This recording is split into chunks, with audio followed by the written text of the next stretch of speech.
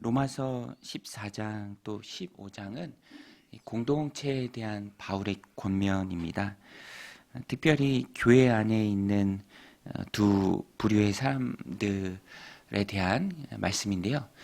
공동체 안에는 믿음이 강한 사람도 있고 아직 믿음이 연약한 사람도 있습니다.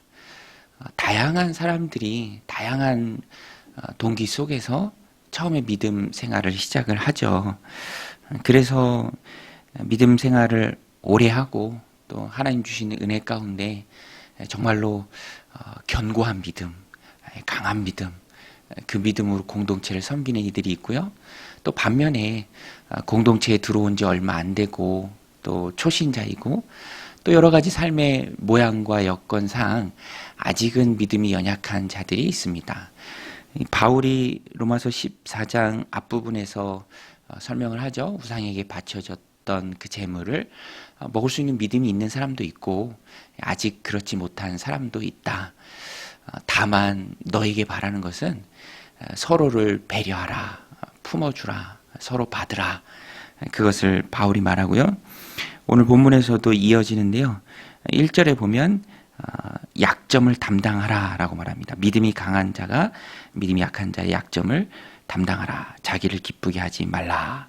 1절에 믿음이 강한 우리는 마땅히 믿음이 약한 자의 약점을 담당하고 자기를 기쁘게 하지 아니할 것이라.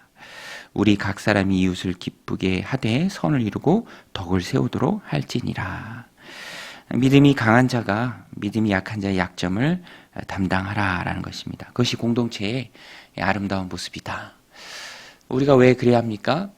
세상에 나 혼자 건사하기도 힘든 마당에 우리 가족 건사하기도 벅찬 마당에 공동체 안에서 왜 다른 사람들의 약점까지도 내가 담당해야 합니까? 그것이 주님이 우리에게 보여주신 모범이에요. 교회는 주님의 몸된 공동체죠. 주님이 머리가 되십니다.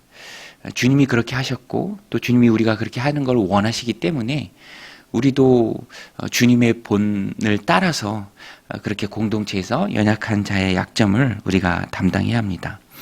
3절에 보면 그리스도께서도 자기를 기쁘게 하지 아니하셨나니 기록된 바 주를 비방하는 자들의 비방이 내게 미쳤다 함과 같으니라. 또 5절에도 보면 이제 인내와 위로의 하나님이 너희로 그리스도 예수를 본받아 서로 뜻이 같게 하여 주사. 또 7절에 보면 그러므로 그리스도께서 우리를 받아 하나님께 영광을 돌리심과 같이 너희도 서로 받으라. 주님이 보여주신 모범입니다. 주님이 그렇게 하셨기 때문에 우리도 그렇게 해야 합니다. 서로 받고 또 인정하고 한 마음 또 한 목소리를 내는 하나의 공동체가 되어서 공동체 생활을 해야 합니다. 그리고 중요한 말씀이 예수님이 오심의 목적 그 자체가 지금 공동체 안에 있는 유대인 또 이방인 그 둘 모두를 위해 주님이 오셨다라는 것을 이제 바울이 말하죠.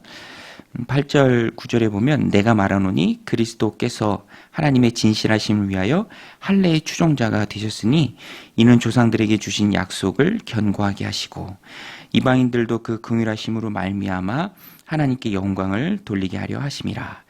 기록된 바 그러므로 내가 열방 중에서 주께 감사하고 주의 이름을 찬송하리로다 함과 같으니라. 쭉 계속 되는 말씀입니다. 예수님이 그렇게 하셨다. 예수님이 그것 때문에 오셨다. 예수님이 너희를 받으셨다. 그러니 너희도 예수님을 본받아서 서로 받고 믿음이 강한 자가 약한 자의 약점을 감당하라. 그것을 말합니다. 하나님이 원하시는 아름다운 공동체의 모습입니다. 10절에 또 이르되 열방들아 주의 백성과 함께 즐거워하라 하였으며 또 모든 열방들아 주를 찬양하며 모든 백성들아 그를 찬송하라 하였으며 주님의 오심이 교회를 하나 되게 하심이고요. 유대인들이나 이방인들이나 오늘 본문에 열방이라는 어죠. 다 주님께서 그들을 위해서 오셨고요. 또 그들을 받으셨습니다. 하나 되게 하셨습니다. 오늘 우리도 성숙한 모습 또 신앙생활 잘하는 모습 그것이 무엇입니까? 예수님 본받는 것이죠. 예수님은 둘을 하나 되게 만드신 분입니다. 그래서 오늘 우리도 신앙생활을 할 때 하나님의 마음을 알아야 합니다. 또 주님이 보여주신 모범을 따라야죠. 하나 되게 하시는 주님, 서로 받게 하신 주님, 화목한 공동체, 하나 되는 공동체, 그 공동체를 이루어야 한다라는 것입니다. 약점을 담당하는 것이 성숙한 신앙이죠. 그래서 공동체 안에 연약한 그룹들도 있고 연약한 사람들도 있고, 그런데 믿음이 강한 자들이 저들의 연약함, 저들의 부족함 내가 담당하겠습니다. 우리가 담당하겠습니다. 그러면 공동체가 하나가 되는데 어려움이 없는 것이죠. 그것이 바로 성숙함이고요. 성숙하게 만들어낸 공동체가 하나님께 기쁨이 되고, 로마서 마지막 부분에 이 이야기가 나오죠. 세상을 바꿔나가고 또 사람들을 변화시키는 그 힘이 공동체의 하나됨에 있다라는 것입니다. 성숙한 사람들이 연약한 자들의 약점을 감당하는 성숙한 공동체를 만들어가는 것, 참 중요해요. 거기에 성숙함이 있습니다. 부모의 마음이 그렇잖아요. 저희 이제 둘째가 6학년이고 첫째가 1학년 이제 입학할 때, 아직은 초등학생들이니까 6학년이라 할지라도 미숙하죠. 그래서 막내를 좀 이렇게 잘 챙기면 얼마나 좋을까, 그죠? 근데 이제 아주 다정하게 막내 초등학교 1학년 입학할 때 그렇게 얘기하더라고요. 학교에서 보면 아는 척하지 마라. 절대 아는 척하지 마라. 한 번도 안 데리고 가고요. 아직 뭐 그 시기니까 그렇죠. 그런데 성숙해서 연약한 동생을 잘 돌보고 어디든지 다 데려가고, 엄마 아버지는 일하십시오, 제가 책임지겠습니다 하면은 부모의 마음이 얼마나 기쁠까. 하나님도 똑같은 거죠. 여러분, 영혼을 돌보는 하나님의 방법이 목양입니다. 믿음이 강한 자에게 약한 자를 매칭시켜 주는 거예요. 그러면 잘 데리고 다니고 품고 세워주도록 노력하고, 그런 게 풍성하다면 그보다 더 아름다운 공동체가 있을까요? 크고 화려한 것은 사람의 관점이고요. 하나님의 관점 속에서는 안심하고 연약한 자를 맡겨줄 수 있는 공동체, 품을 수 있는 공동체, 도와줄 수 있는 공동체, 그 부족함을 내가 채우는 공동체. 여러분, 하나님은 왜 우리에게 강한 믿음을 주셨습니까? 왜 우리를 성숙하게 하셨습니까? 왜 그 많은 은혜를 많이 부어주셨습니까? 평안한 가운데 천국의 소망을 가지고 세상 풍조에 휘둘리지 않고 강한 믿음으로 살아가게 하셨습니까? 연약한 자를 돌보라고 하나님 부어주신 큰 믿음입니다. 그래서 이것을 비밀을 깨닫고 뒤집어서 생각하는 분들이 계세요. 이렇게 큰 믿음, 큰 신앙, 큰 은혜 참 받은 게 많아서 영혼들을 섬기는데, 먼저 영혼들을 섬기면 또 하나님께서 그 많은 것들을 부어주시죠.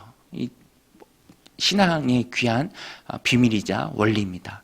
그것을 우리가 깨달아야 돼요.